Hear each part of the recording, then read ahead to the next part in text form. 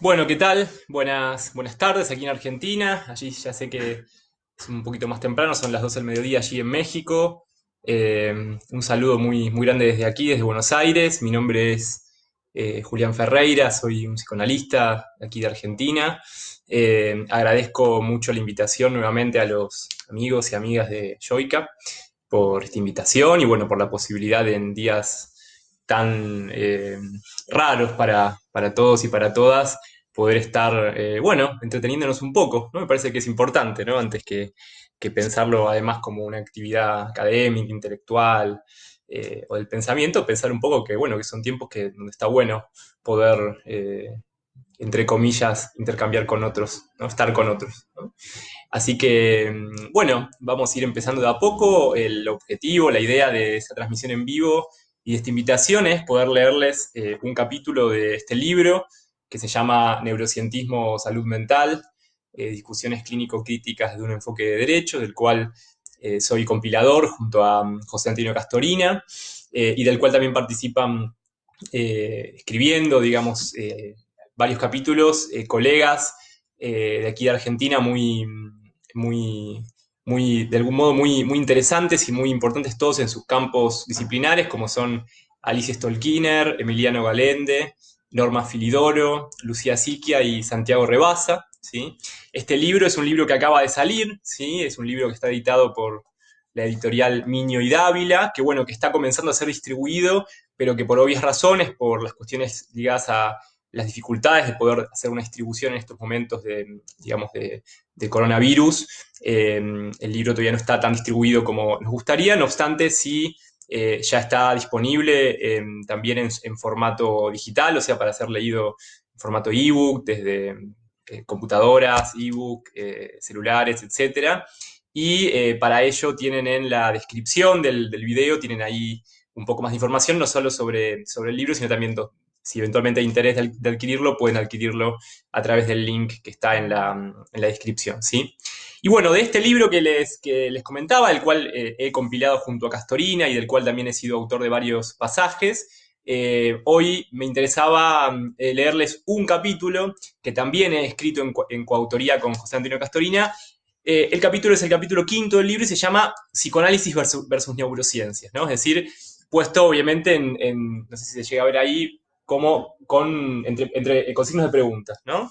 De algún modo, no solo porque nos interesaba leer este capítulo en el sentido de que Joy, que es una página, es un portal y es una comunidad de transmisión del psicoanálisis, sino también porque específicamente en este capítulo, ahora verán en la lectura, nos interesaba de algún modo tener un estado actual de situación de cómo se da la discusión o cómo suelen plantearse las discusiones entre psicoanálisis y neurociencias o más específicamente entre psicoanalistas y neurocientistas, ¿no?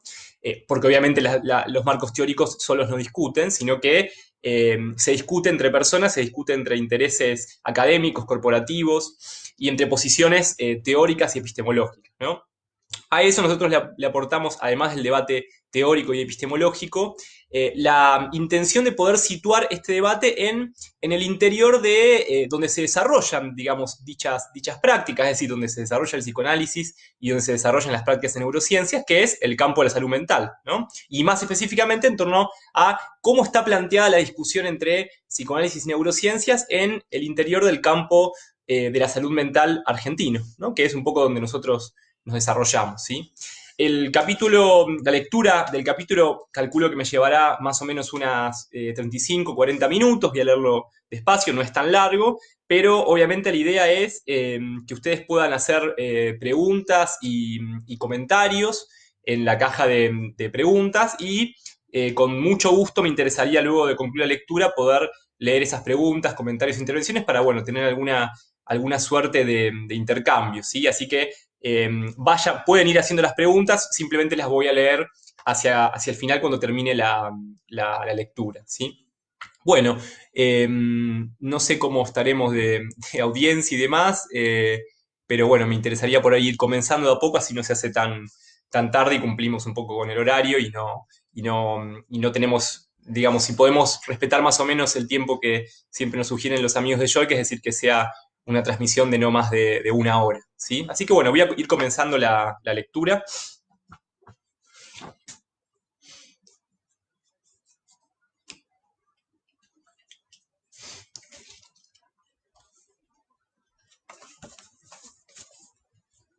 Bien, antes de empezar, nuevamente repito, voy a leer Psicoanálisis versus Neurociencias, que escribimos, quien les habla, Julián Ferreira y José Antonio Castorina, capítulo quinto del libro Neurocientismo o Salud Mental, discusiones clínico-críticas desde un enfoque de derecho. ¿Sí? Bien.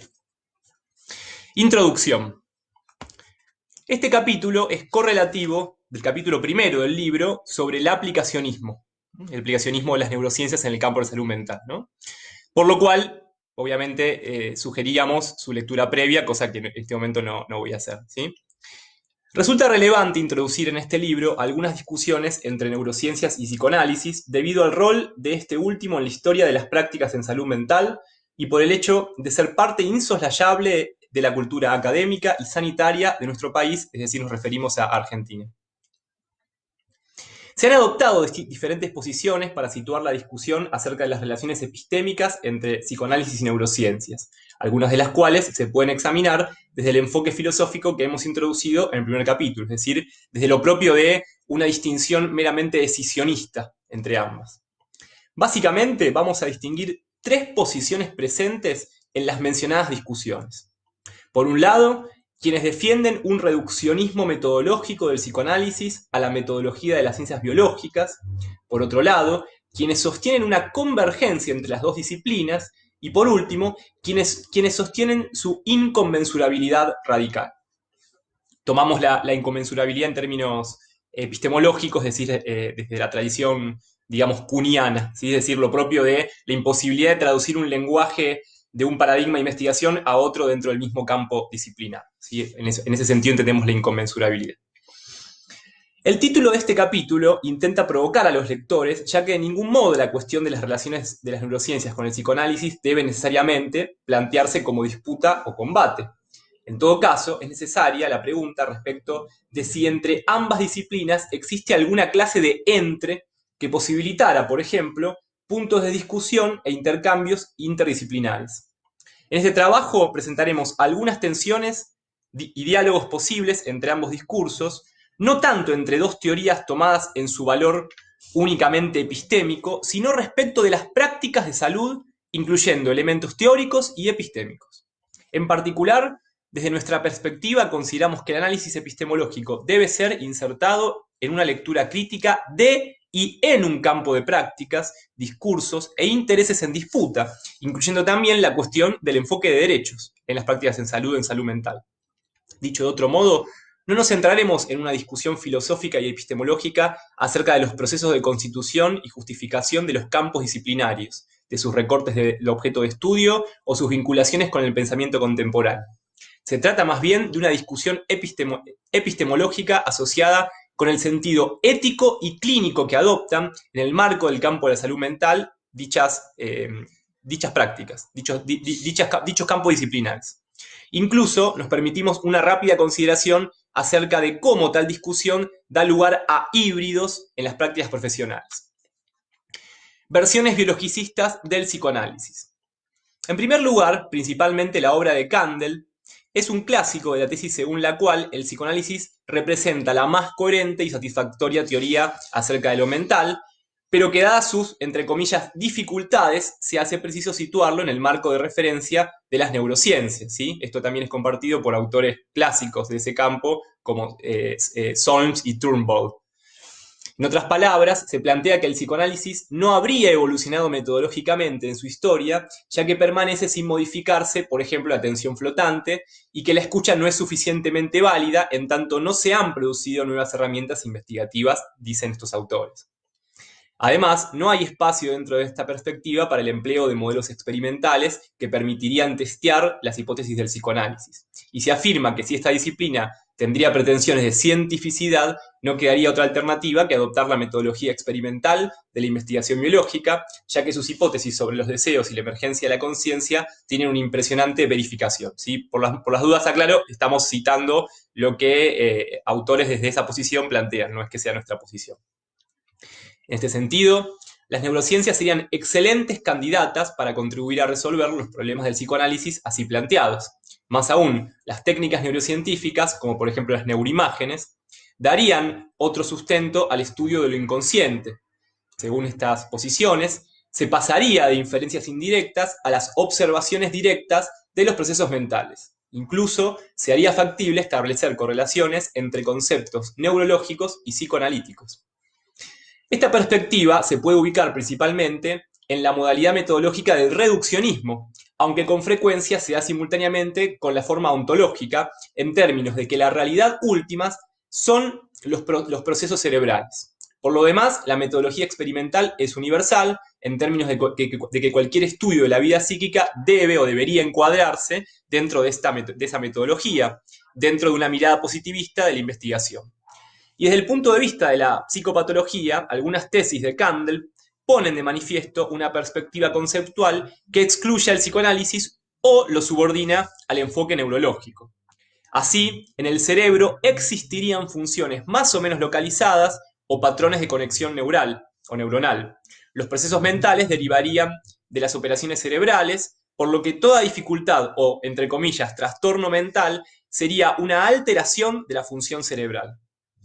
Pero dicha función no puede explicar por sí misma lo que se denomina trastorno mental, ya que, por ejemplo, el ambiente y la experiencia resultarían o eliminarían a ciertas partes de la actividad neural. Por ende, la terapia sería eficaz si produce cambios en la conducta, los que a su vez modificarían los patrones del funcionamiento cerebral. Resulta harto frecuente que conceptos centrales del psicoanálisis, como por ejemplo el inconsciente, la transferencia, pulsión o la repetición, se incluyan en creencias del sentido común, es decir, se conviertan en representaciones sociales, concretizadoras y valorativas de los conceptos originales, producidas por la transmisión y difusión de los conceptos abstractos de la teoría. Esta es la tesis de Moscovici, la clásica tesis de Moscovici. En este caso, del reduccionismo al estilo del citado Kandel. Aquellos conceptos supuestamente vueltos científicos por incluirse en posiciones reduccionistas y centradas en las raíces biológicas, genéticas o cerebrales de la vida mental o de los trastornos, pasan a formar parte del sentido común, ya sea en contenidos banalizados que se transmiten mediáticamente, como en la divulgación, creen disponer de una legitimación académica, esto es, la esperanza que implica simplificar conceptos que a su vez dan cuenta de complejas tramas de la vida anímica sobre texto de haber, entre comillas, localizado y por ende explicado, sistematizado y domesticado, por ejemplo, a lo inconsciente. Una visión reduccionista tanto como de sentido común, que es muy atractiva y sugestiva, que hace que todo aquello del humano que parece inatrapable o sin explicación lo sea solamente en clave biologicista. Además, dicho nivel de análisis acerca del vínculo entre psicoanálisis y neurociencias, en términos de sentido común, deja abierta la cuestión de sus relaciones con la subjetivación cerebral en la perspectiva del pensamiento de Foucault, que es descrita en el capítulo 2 de este libro. Vamos a la segunda posición o versión, la ilusión de convergencia. En una segunda perspectiva, hay una tendencia a buscar una convergencia que se presenta como supuestamente no reduccionista y que se inició con la Conferencia Internacional del Pluralismo en la Ciencia, que reunió a psicoanalistas y neurocientíficos en el año 2000, pero muy especialmente en la International Neuropsychoanalysis Society desde 2002. En esta última se propuso una colaboración que pretende ser, entre comillas, interdisciplinaria, pero con una mayor influencia unidireccional en el sentido de que los avances teóricos y las nuevas metodologías de las neurociencias darían un fuerte impulso al psicoanálisis. Así, se considera que el psicoanálisis y las neurociencias convergen en distinguir dos clases de inconsciente: el dinámico, vinculado a la represión, y el procedimental, no asociado con la represión. De modo que las neurociencias pusieron en evidencia, supuestamente, lo que Freud solo había intuido. Esto es una tesis de Koderch, un texto del año 2007. De manera semejante, se puede hablar de la validación por parte de las neurociencias de las tesis del psicoanálisis y de las psicoterapias en general por medio de las llamadas neuroimágenes, o de cómo la identificación proyectiva se apoyaría en el sistema de las llamadas y conocidas neuronas espejo. hasta habría una suerte de acuerdo tácito, quizás no intencional, pero con efectos palpables, entre algunos psicoanalistas y neurocientistas al afirmar el carácter sistémico del yo como lo propio de un self. Incluso se afirma una integración en términos de neuropsicoanálisis o el llamado neuropsicoanálisis, que principalmente vincularía las neurociencias con un psicoanálisis post-freudiano centrado en el yo, o la psicología del yo. De este modo, se facilitaría una propuesta metodológica basada en la correlación de conceptos psicoanalíticos con ciertas funciones y localizaciones neurológicas. Por estas razones que algunos autores, Kaplan y Solms, y también Solms por su cuenta, 2006, suponen que cuando hay un accidente cerebrovascular se compromete el modo en que el sujeto se vincula con el lenguaje y de allí las analogías entre, por ejemplo, formaciones del inconsciente y alteraciones neurológicas. Nuevamente, desde el concepto de neuroplasticidad, encontramos lo que a nuestro juicio constituyen solapamientos conceptuales, proveniente esta vez de meditaciones filosóficas. Tal es el caso de Franco Bifo Berardi, de un texto de 2017, en sus no menos interesantes ensayos sobre la mutación conectiva y el, entre comillas, cerebro. ¿Sí? Entre comillas porque justamente se trata de un cerebro, digamos, imaginarizado. El autor alude tanto a planteos de Sachs como de Malabou para situar como casos testigo a problemáticas complejas como la migraña o el llamado estrés postraumático, el Parkinson y el Alzheimer. Del primero, apela a la llamada teoría del caos para abonar para abonar la idea de que en la migraña se sucedería un fenómeno de tal complejidad que involucraría una relación caótica entre el comportamiento y la regulación neural. De la segunda, y más explícitamente, extrae una concepción propia de la subjetivación cerebral que deviene en proponer la necesidad de un llamado neuropsicoanálisis. Esta autora citada ejemplifica con las problemáticas complejas arriba mencionadas que, cito textual, el inconsciente está estructurado como un lenguaje solo en la medida en que el cerebro no hable.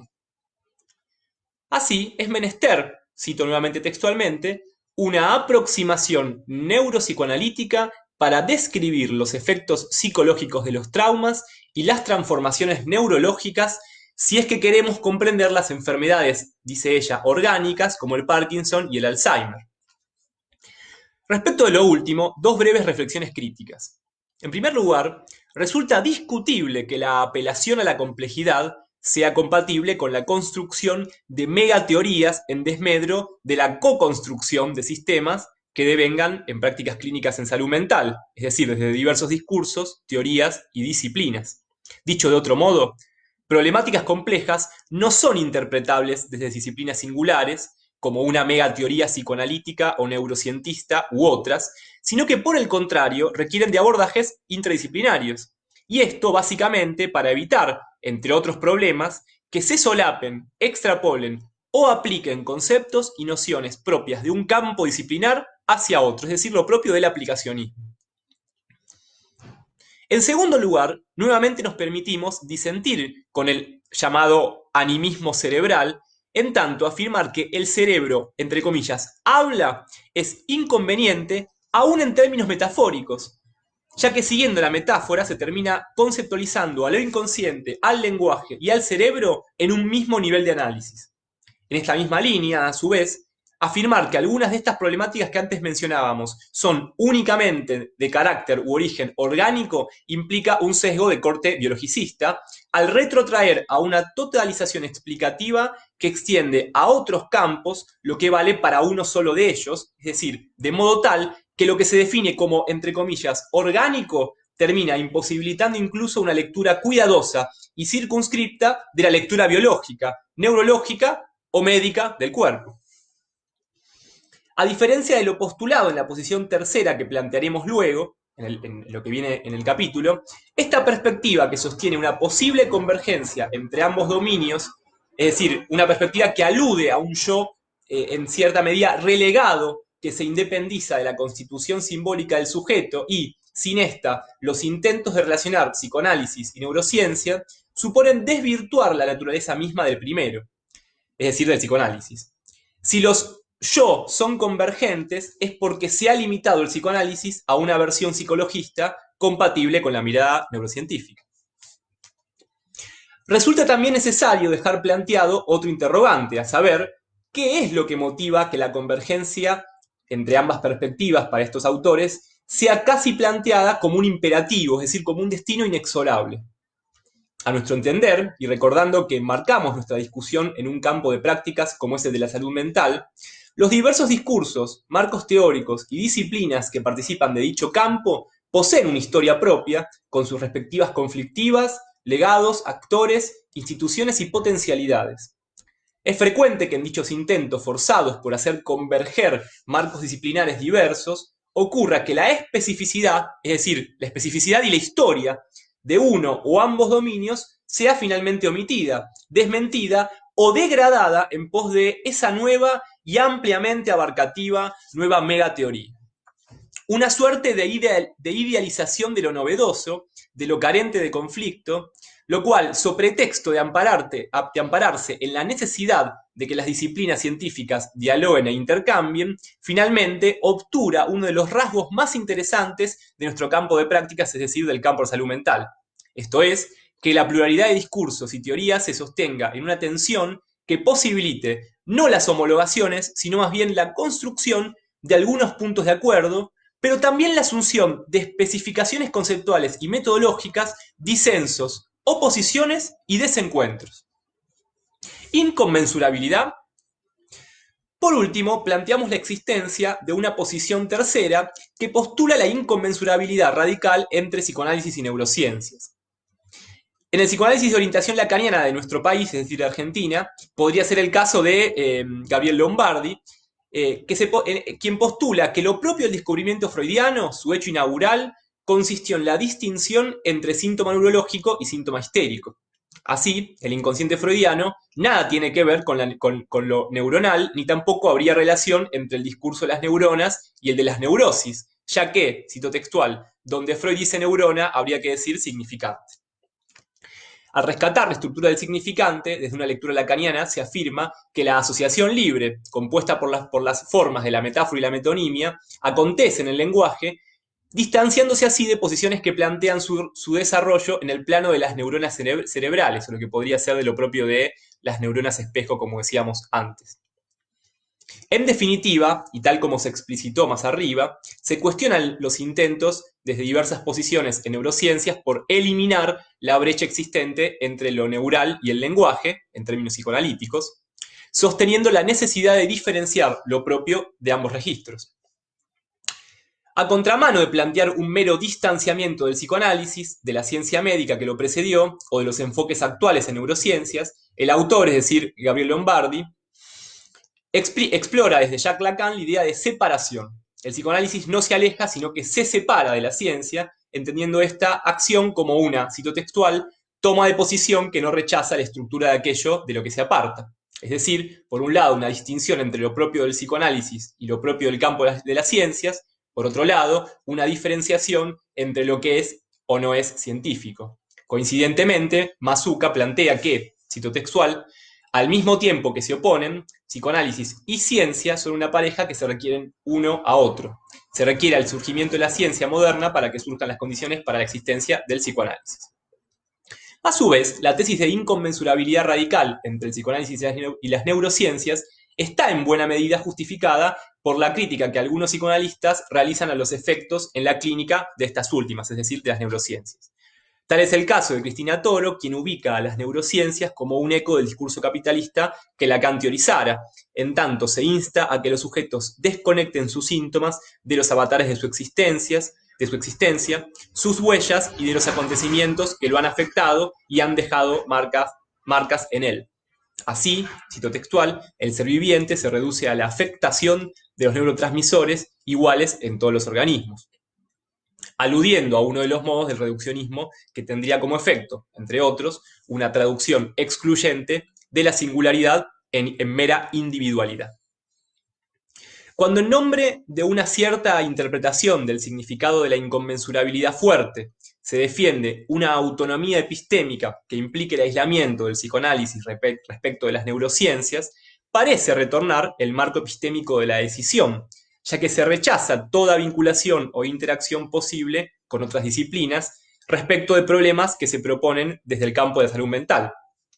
Por el contrario, asumir un marco epistémico relacional involucra las tesis de una interacción entre subsistemas que corresponden a otras tantas dimensiones de análisis de las prácticas de salud mental en que hemos insistido en el primer capítulo del libro, lo que supone la relativa autonomía de cada disciplina. Se trata, en nuestra opinión, de un programa que es un horizonte de colaboración entre disciplinas que van desde la psiquiatría clínica hasta el psicoanálisis y las neurociencias. Por otra parte, si bien consideramos legítima y pertinente la tesis que sostiene la irreductibilidad del psicoanálisis respecto de las neurociencias y obviamente su plena autonomía disciplinar, resulta necesario discutir la inconveniencia de críticas provenientes de autores vinculados al psicoanálisis que homologan directa y acríticamente neurociencias con, por ejemplo, neoliberalismo, utilizando como justificación, por ejemplo, las teorizaciones lacanianas acerca del discurso capitalista. Dichas críticas contemplan el sesgo de la generalización, planteando una versión maniqueísta en donde el psicoanálisis sería, a priori y sin discusiones, un modo de subvertir el discurso capitalista, siendo las neurociencias necesariamente el emergente de técnicas y dispositivos que tenderían al aplastamiento de la subjetividad, es decir, casi como una profecía. A nuestro entender, resulta psicoanalíticamente inconveniente lo anterior, es decir, resulta inconveniente hacer del psicoanálisis un reaseguro, ya que al efectuar este movimiento, indefectiblemente se está diciendo, en clave normativa, qué es y qué debe ser el psicoanálisis, qué es y qué no es el psicoanálisis.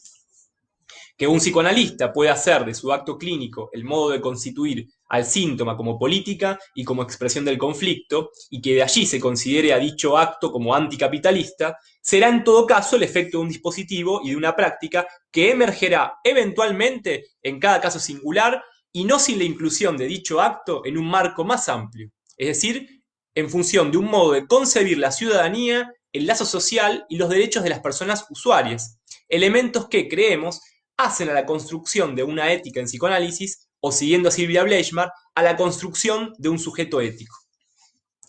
Resulta quizás lo más interesante del psicoanálisis el hecho de admitir su carácter de oficio imposible, como decía Freud, esto es, que el lugar de psicoanalista carece de un significante y que por ello es menester hacer advenir dicho efecto más allá de cualquier clase de identificación. Efectuamos preliminarmente esta crítica a dichas posiciones críticas que citábamos, ya que en definitiva ningún discurso está exento de antemano a los efectos del neoliberalismo, ni siquiera el propio psicoanálisis. De lo contrario, se asumiría fatalmente al mismo como una cosmovisión independiente de las condiciones sociales, culturales y políticas de su ejercicio, o en cualquiera de sus versiones.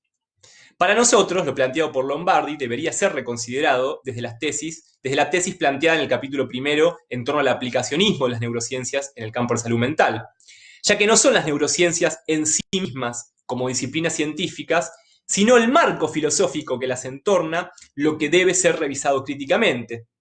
Y es en ese sentido que se puede caracterizar aquella implementación de las neurociencias como prácticas meramente sugestivas, bañadas por el discurso de la ciencia dominante. Línea de trabajo también profundizada en el capítulo 3 de este libro.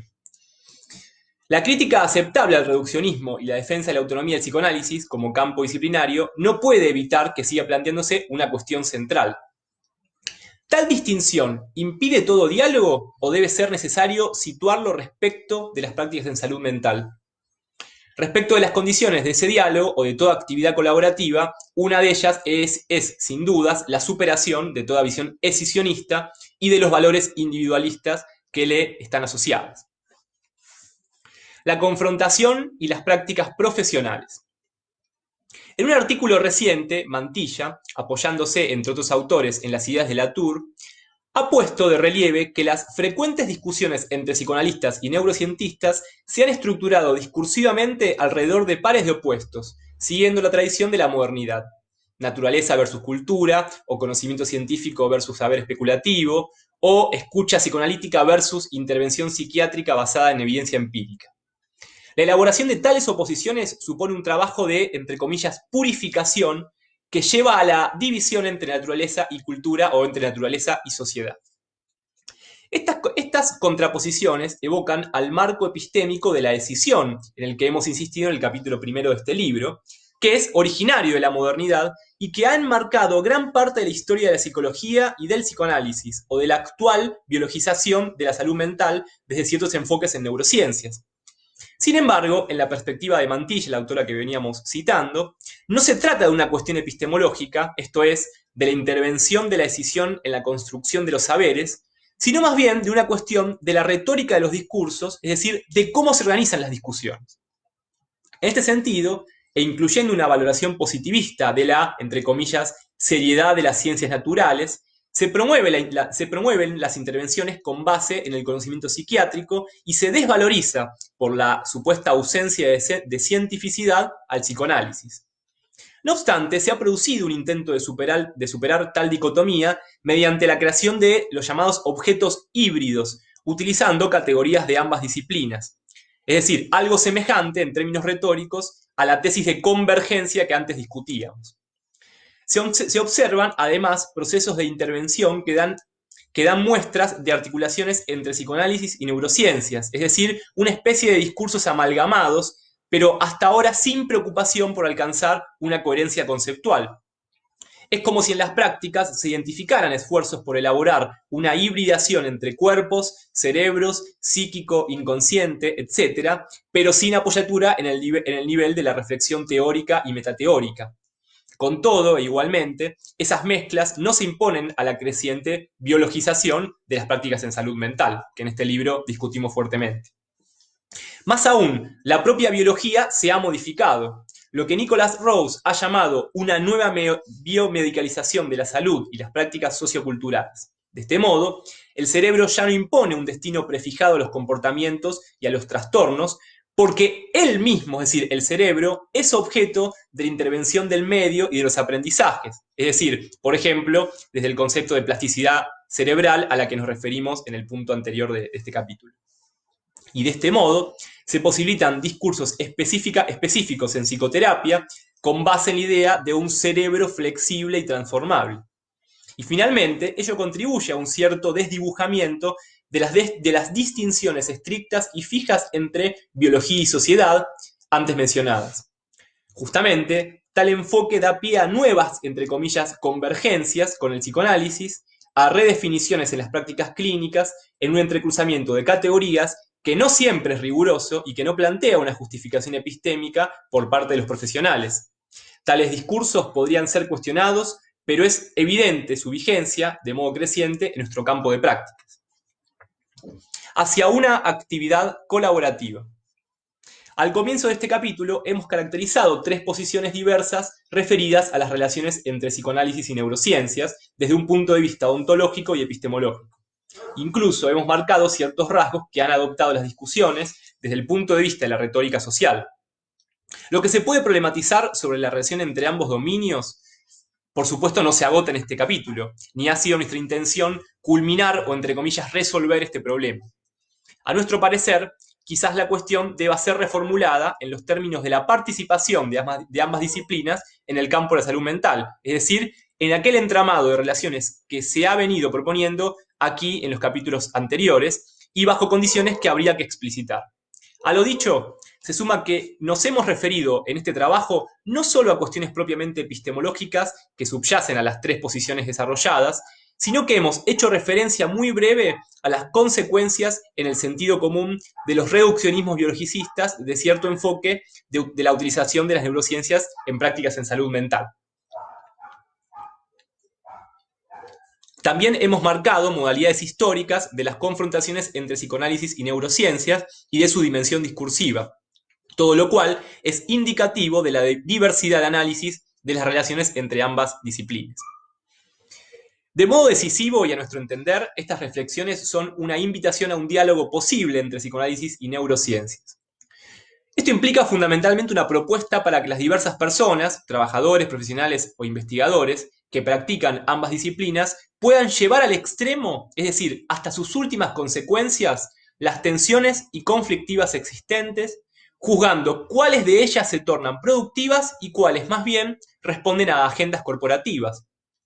Ese entre del cual nos preguntábamos al comienzo sea quizás, y no sería poca cosa, una zona de explicitación de disensos y no una edulcorada y falsa convergencia.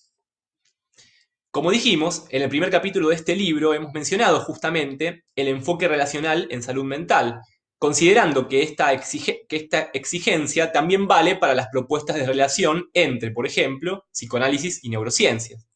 Por ello, habría que replantearse cuál es el marco epistémico que eventualmente podrían compartir ambas disciplinas. Sin duda, no es con el reduccionismo, ni tampoco con la filosofía positivista de las primeras dos posiciones que aquí hemos delimitado.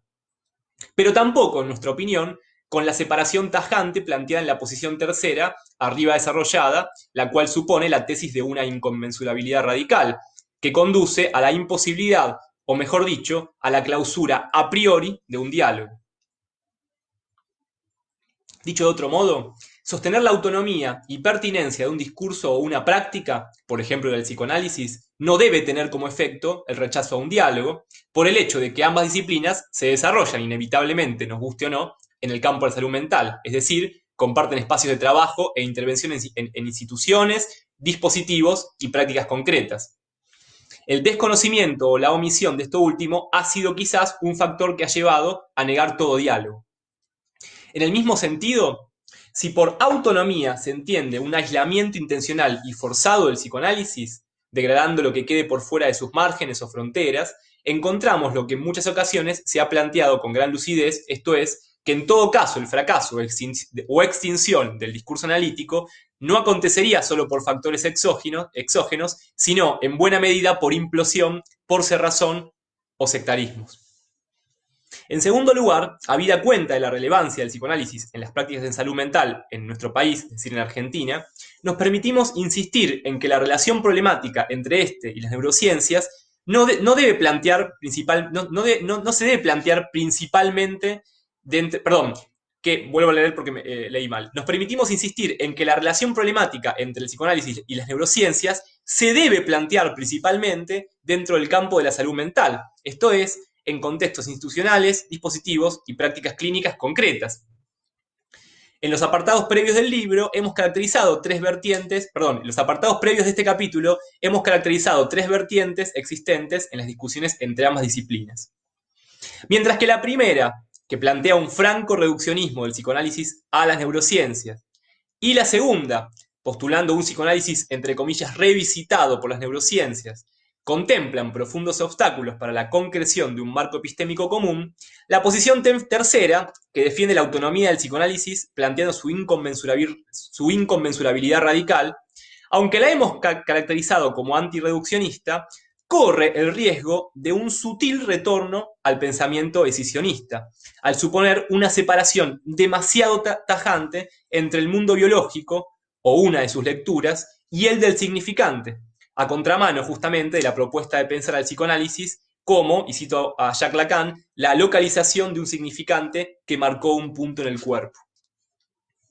Un intento por promover una interacción entre ambos dominios ha sido el de Gérard Pommier, de un texto muy conocido del año 2004, quien da cuenta de que los numerosos descubrimientos neurofisiológicos acreditan las elaboraciones de Freud, demostrando así que el lenguaje modeliza el cuerpo mucho más profundamente de lo que el síntoma histérico dejaba prever. Según el autor, simultáneamente, muchos resultados de la neurofisiología, sobre todo algunos problemas irresueltos, como el de la conciencia, no pueden interpretarse sin el psicoanálisis y la idea de lo inconsciente. Creemos interesante, aunque insuficiente, lo propuesto por el autor precedente, en tanto, por un lado, no contempla la discusión neurociencia-psicoanálisis en el marco de un campo de prácticas, y por otro lado, tampoco quedan claros los ajustes a nivel epistemológicos efectuados en pos de una articulación que no devenga un solapado aplicacionismo en un sentido contrario al que veníamos trabajando, es decir, un aplicacionismo desde el psicoanálisis hacia las neurociencias. Nuestra propuesta es justamente la explicitación y operacionalización de un marco epistémico relacional, compartido, que permita un diálogo y un intercambio entre ambas disciplinas. Y esto podrá ser posible a condición de que el psicoanálisis dé lugar a una reflexión crítica de los propios supuestos filosóficos para desde allí ensayar aportes para un abordaje interdisciplinario.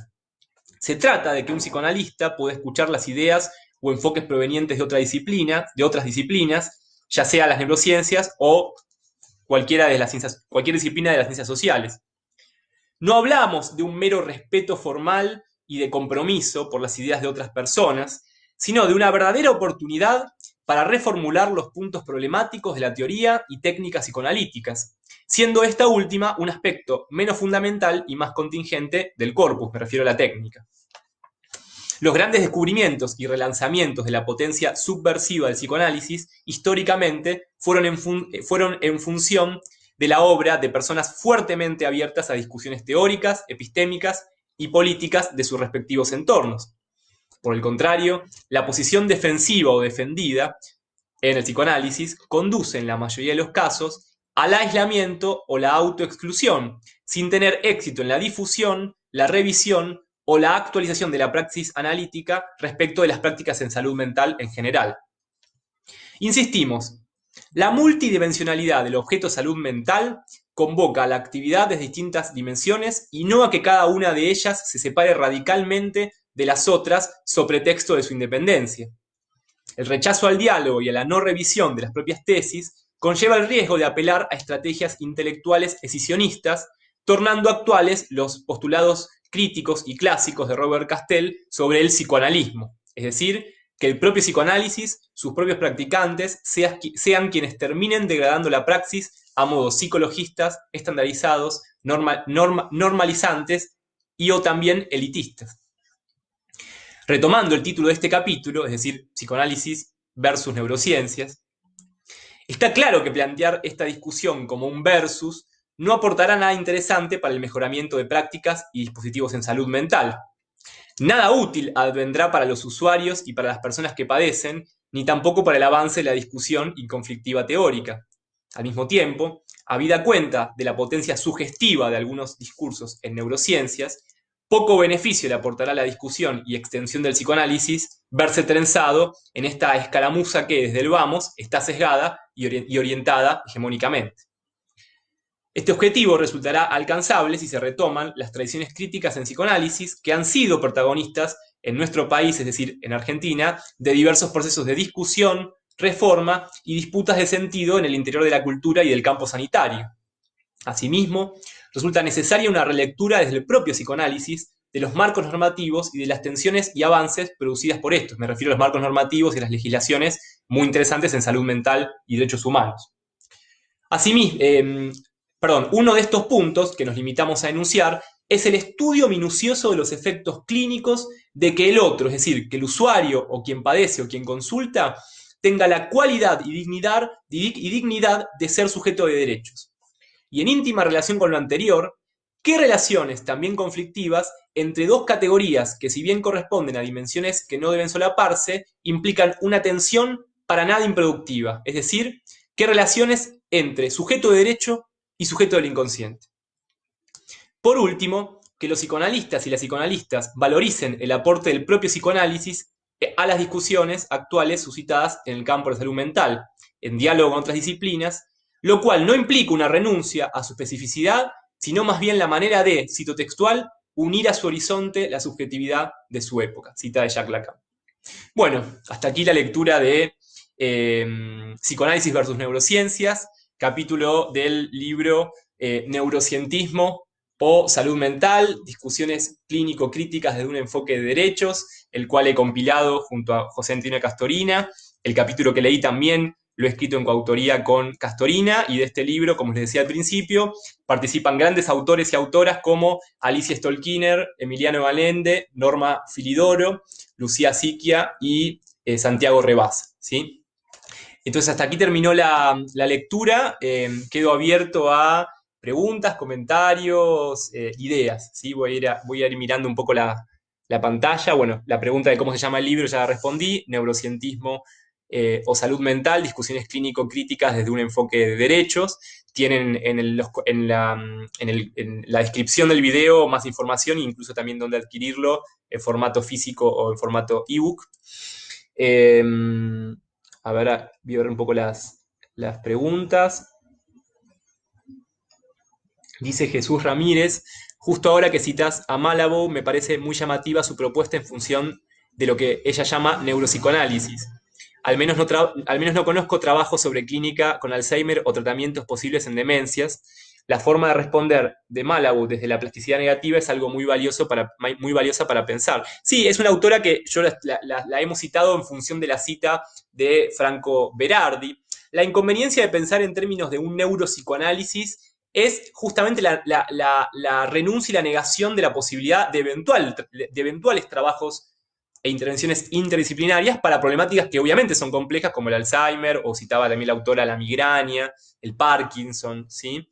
El problema es cuando, digamos, se le adosa o se juntan o se combinan acríticamente o se pegan acríticamente nociones, técnicas, intervenciones que son provenientes de campos disciplinares muy distintos, ¿sí?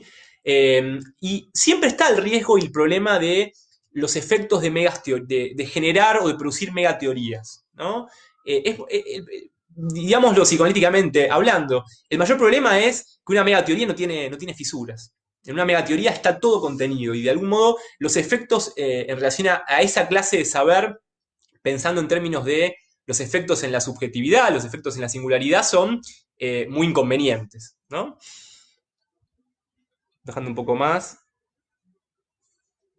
Dice, se agradece el señalamiento, dice también Jesús, de estos planteamientos que piensan el anticapitalismo militante en detrimento de las neurociencias. Sí, de algún modo es por supuesto injusto hacer una homologación trivial entre neurociencias y capitalismo o neoliberalismo, porque más allá, digo, en este libro nosotros nos hemos ocupado mucho de discutir eso en el buen sentido, es decir, no negamos la afinidad que muchas veces enfoques en neurociencias o el aplicacionismo al crítico de las neurociencias tienen en torno a la constitución de un modo de subjetivación, como diría Foucault, que tiende al individualismo, que tiende a priorizar el rendimiento, que tiende obviamente, a despojar cualquier ruido que llamamos subjetividad. Ahora, lo cierto también es que una homologación directa y trivial entre psicoanálisis perdón, entre neurociencias y neoliberalismo es intelectualmente muy perezosa y lleva a extravíos muy profundos, ¿no? Porque de algún modo,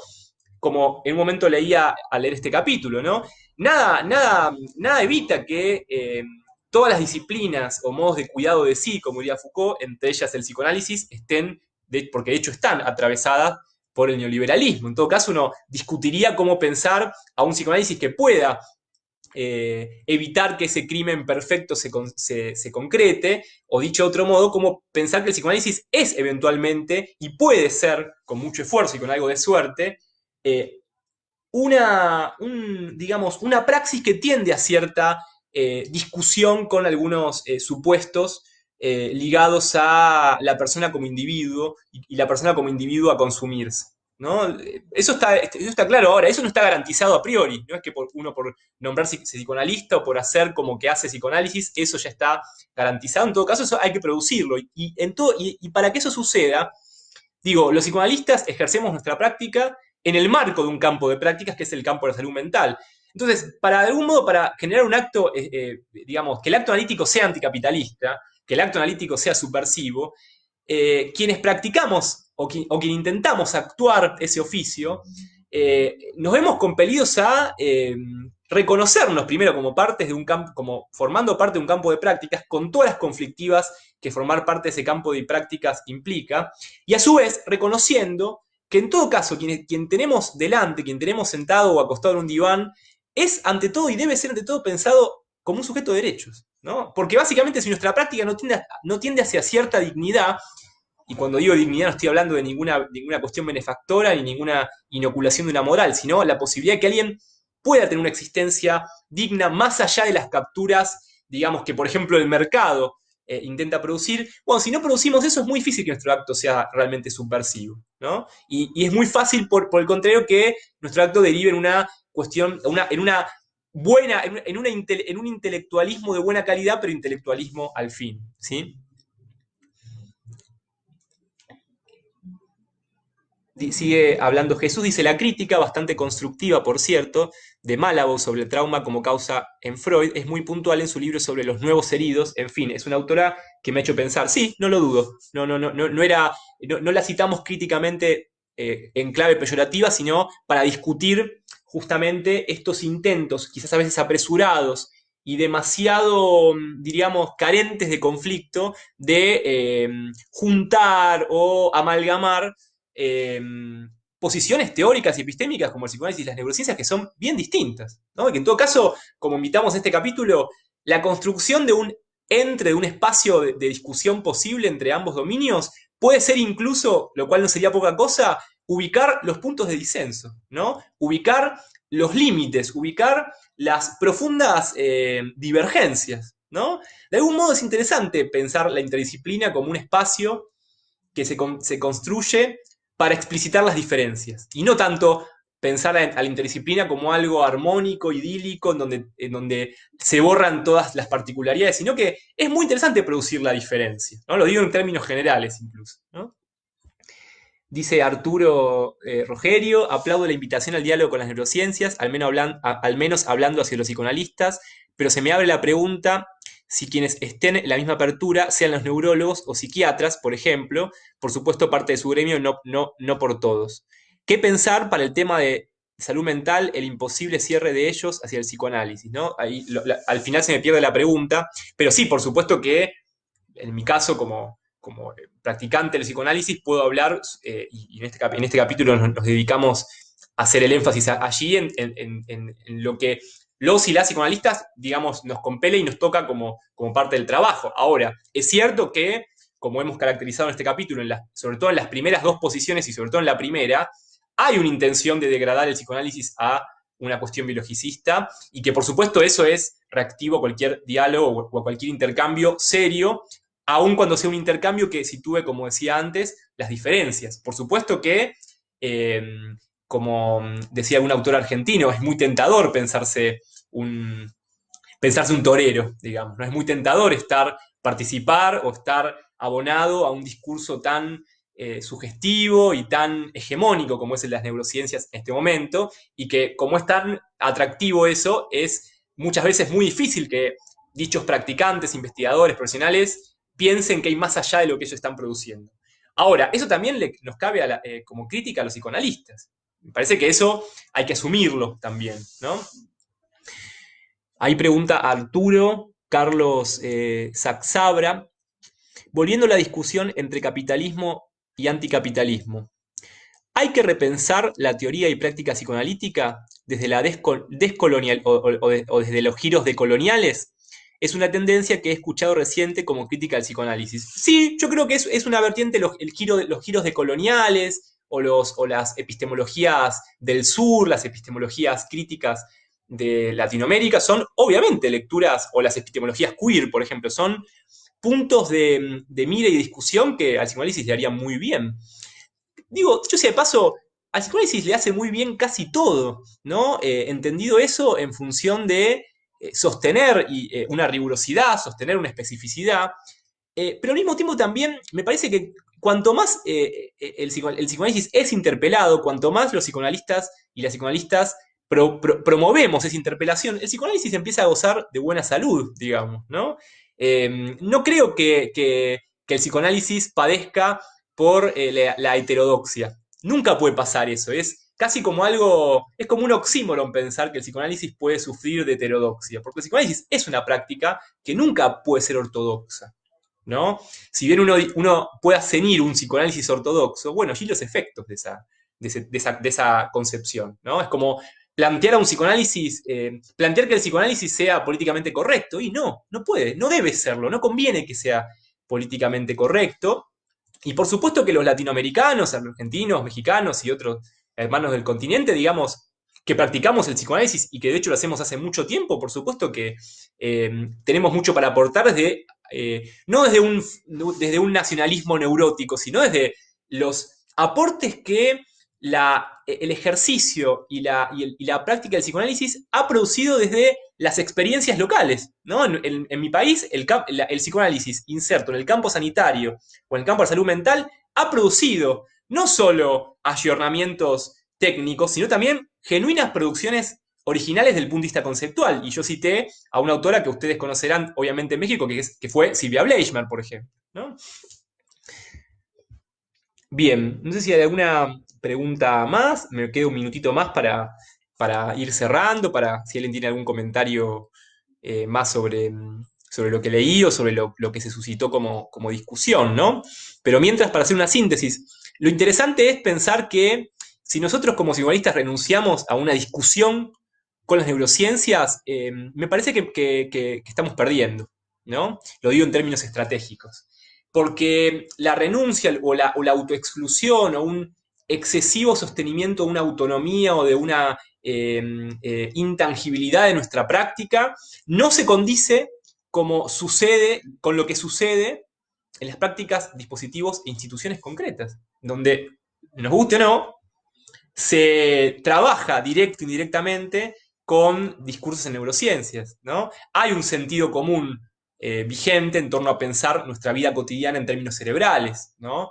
Eh, a lo que a veces se llama como ejercitación cerebral, ¿no? Bueno, eso existe. Y por supuesto que un psicoanálisis no tiene que torcer el brazo y sumarse, digamos, desde una manera, en un sentido marketinero o por una conveniencia a toda esa retórica. Por supuesto que es necesario que nosotros discutamos como psicoanalistas, como psicólogos, como trabajadores del campo de la salud mental, eh, determinados efectos que las neurociencias tienen que ver o afectan, va la redundancia, en nuestras prácticas. Ahora, esa discusión es ante todo, insisto, aun cuando nos llamemos psicoanalistas, la tenemos que hacer desde una enunciación que es la de trabajadores del campo de la salud mental, que es de donde ejercemos nuestra práctica. Es decir, sea que estemos en un consultorio privado, sea que estemos en una institución pública, etcétera, de algún modo, la discusión es en torno a el sentido y en el sentido de una direccionalidad de cómo se piensan las prácticas en salud mental. A mi juicio, como psicoanalista, va de suyo que pienso que el psicoanálisis aporta, digamos, cuestiones fundamentales e irreemplazables a una práctica clínica en salud mental. Ahora, justamente como eso es así, es necesario discutir con las neurociencias, ¿no? Pero no discutir en el sentido de llegar a acuerdos. Quizás esos acuerdos no existan, esos puntos no existan porque son, insisto, marcos que por ahí no tienen nada que ver. Ahora, aun cuando no tengan nada que ver, conviven en prácticas concretas. Entonces, en tanto existe esa convivencia, bueno, negarla es básicamente muy inconveniente, ¿sí? Acá alguien dice, Joan Bautista, circoanálisis. Sí, existe el circoanálisis también. No sé si es lo peor del psicoanálisis que su faz circense. Me preocupa más su impostura, me preocupa más cuando el psicoanálisis se torna algo que no es, algo forzado, cuando se torna algo más parecido a una cosmovisión, cuando se torna algo más parecido no a un circo, sino a una cuestión evangélica. Ahí me preocupa mucho más. El psicoanálisis, en todo caso, me gusta como neologismo y por lo menos divertiría. Bueno, ahí veo otra pregunta de Freya Saucedo. Dice, considero que cada uno de los estudios tiene su propio objeto de estudio y eso se debe de respetar y pensarse en un versus es perder el tiempo. Sí, es justamente el título, plantearlo así, es irónico, justamente, y eso es lo que desarrollamos. Continúa esta persona y dice, quizás como discusión y plantearlo está correcto, sí como en enunciación, sí como en el sentido de cómo se piensa, punto. Sí, me parece que justamente lo que leí va en esa línea. Bueno, entiendo que hay un delay, así que por ahí alguien está preguntando y no quisiera dejarlo o dejarla con su pregunta o su intervención en el aire, así que espero un minuto y vuelvo a repetir, leí el capítulo Psicoanálisis versus Neurociencias, incluido en este libro que participo como compilador y como autor, que se llama Neurocientismo Salud Mental, que acaba de salir, editado por la editorial Mini Dávila, la cual tiene distribución en México, ya llegará, digamos, pero que por lo pronto lo tienen quienes les interese o quieran leerlo, lo tienen ya disponible en formato digital, o sea, para leer en ebook o en cualquier dispositivo virtual, ¿sí? Eh, bueno, me parece que ya no hay más preguntas. Bueno, les agradezco a los amigos de Joica, principalmente a Jesús y a Arturo por esta nueva invitación. Me agrada mucho participar de estos espacios. Quedo a disposición. Como les dije en la descripción del video tiene más información del capítulo y del libro. Y bueno, espero que estén pasando lo mejor posible esta cuarentena allí también en México. Es importante no perder en este momento la posibilidad de discutir, de disentir, de pensar en conjunto, ¿sí? Bueno, justo una pregunta no la voy a dejar de responder, Jorge Gastelum dice, el psicoanálisis varía, cambia de acuerdo a la nacionalidad donde este se debate y o imparta, y necesariamente sí, porque me parece que está bueno que nos pensemos como personas los psicoanalistas, y en tanto personas, y si bien el lugar de psicoanalista intenta cierto desdibujamiento del propio fantasma, me parece que es ficticio, que es falso no ubicar que algo de las propias marcas de cada quien, eh, digamos, por suerte, tienen efectos en cómo escuchamos. Entonces me parece que está bueno que pensarnos como, de algún modo, que nuestras idiosincrasias, nuestros valores culturales, nuestros folclores, aun cuando abonemos a una, digamos, entre comillas, misma teoría, digamos, que esos valores, que esas marcas, que esas peculiaridades tienen efectos, porque creo que eso enriquece al psicoanálisis. Digo, sería el colmo que el psicoanálisis, o sea, todos sus practicantes, eh, lo ejerciéramos igual, porque si eso equivaldría a una suerte de estandarización, a una protocolización del psicoanálisis, ¿no? Eh, Aún no se encuentra el libro en venta física en México, entiendo que no por cuestiones de la imposibilidad de distribuirlo en contextos de pandemia, pero sí ya llegará porque la editorial tiene una buena distribución allí en México, así que prontamente estará, sí ya está para comprarlo en cualquier lugar del mundo en formato digital. ¿Sí? Y leo una última pregunta, está así, dice Arturo Carlos Saxabra, ok, aunque desde las ciencias sociales hay cierta crítica a las neurociencias, por apostar a formas de determinismo biologicista, algo así la crítica hecho al psicoanálisis de otros campos sociales. Entonces ese acercamiento, si no es crítico, llevaría a reafirmar esa tendencia determinista. Por lo que entiendo de la pregunta del comentario, sí, creo que es acertada ese reparo que el colega hace. ¿Sí? Así que bueno, les agradezco mucho, espero que haya sido clara la lectura y les haya interesado, y bueno, a disposición para futuras discusiones y conversaciones. Bueno, un saludo.